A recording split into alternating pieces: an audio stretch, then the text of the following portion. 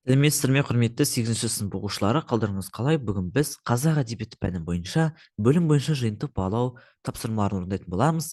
Ең алдымен арнама тіркеліп, және де лайк басып, басқа да достарыңызбен бөлісуді ұмытпаңыздар.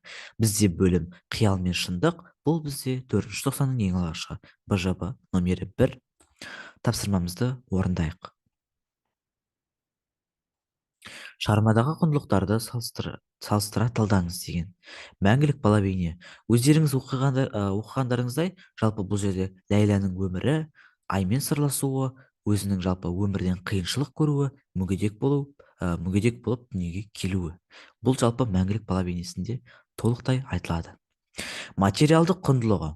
Мәңгілік бала бейне күллі қазақ жұртының ауыр қайғысы мен мұңын жамылған шығарма. Рухани құндылығы. Ядролық сынақтардың зардабынан мүгедек болған Ләйлә қыздың өмірі сипатталады.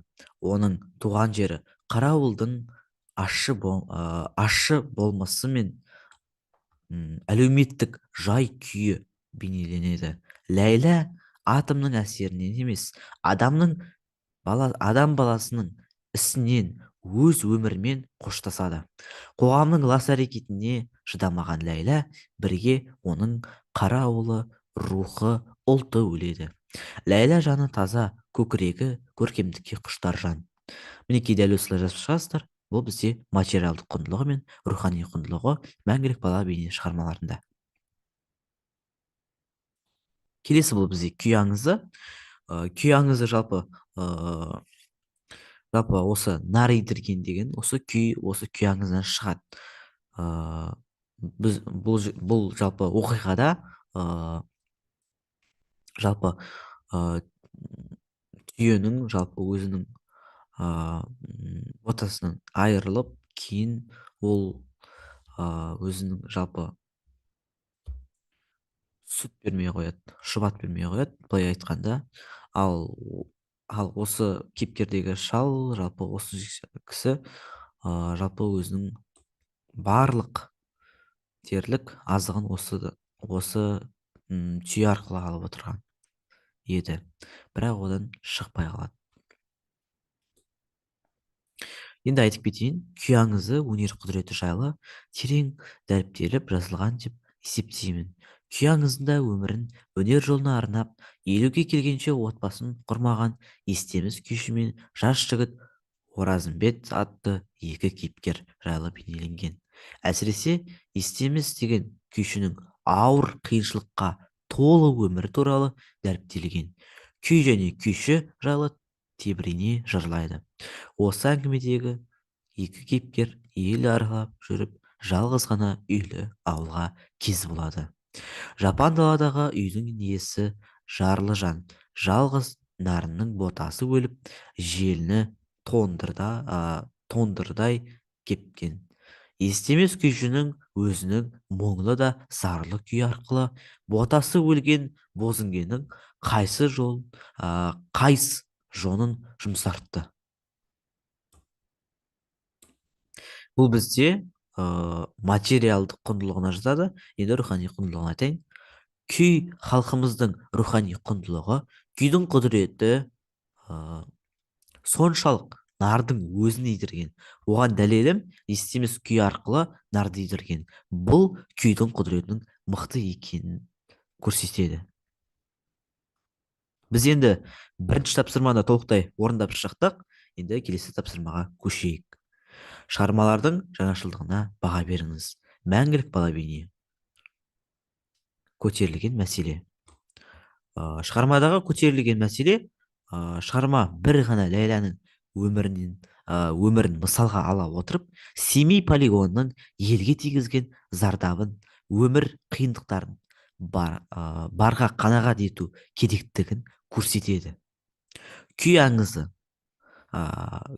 жалпы көтерілген мәселесі, бұл естемес күйшінің күй арқылы нәридіруі. Бұл жерде көтерілген мәселе күйдің құдіреті өте мықты екенін көрсету. Бұл күйдің құдіреті нарды да идірген. Бұл жерде күйдің құдіретін көрсету болып табылады. Келесі мәңгілік бейненің қазіргі кездегі өзектілігі. Семей ядролық полигонынан көптеген адамдар зардап шекті. 1949 жылдың 29 тамызында Семей полигоны қарудың ең алғашқы сынағын өткізілді. 1953 жылдың 12 тамызында термоядролық қару 1955 жылдың 22 қарашасында Сахаров құрастырған алғашқы сутек атом бомбасы жарылды. 1962 жылға дейін сынақтар жер бетінде өткізілсе, 1963 жылдан бастап жер астында көшірілді. Атом бомбаларының жарылыстары сұмдық ауыр болды. Семей маңындағы радиациялық әсер аймағында тұратын 500 мыңдай адам осы сынақтан азап шекті. Бұл радиация әлі күнде де жер бетінде сақталып қалды. Бұның зардабы келешек ұрпақтың кемтар болып туылуына әкеледі. Қазақстанда бұл полигон 1991 жыл 29 тамызда жабылды. Келесі, күй аңызы. Жалпы қазіргі кезде қарапайым тыңдарман күй өнеріне аса қатты түсіне бермейді. Домбыра не дейді, не айтқысы келеді дейді. Ішінен әрине бұл өнер көрініп тұрғандай сурет емес, әнде емес, сөзі бар, жырда емес. Қазіргі кезде күй өнерінің теледидар, радиолардан да аз беріледі. Сондықтан да тыңдармандар мен көрермендері бұл өнерден алыстатып жібергені де сезіледі. Себебі қазіргі кезеңде эстрада әндерінің шарықтау кезеңі десек те болады.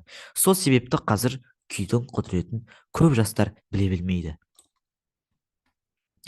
Құрметті оқушылар, мына сөздер көп десеңіздер, өздеріңізде қысқартып алып жазып алсаңыздар болады.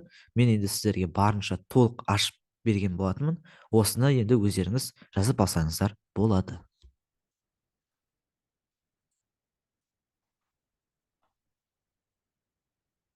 Енді дескрипторға көшетін болсақ, біз дескриптор бойынша толық 8 балдың 8 балын алып отырмыз.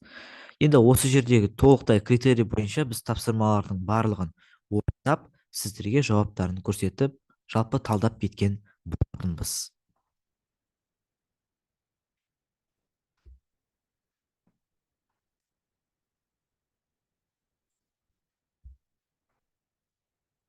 Енді осы еңбегімді бағалап, арнама тіркеліп, және де лайк басып, басқа да достарыңызбен бөлісуді ұмытпаңыздар.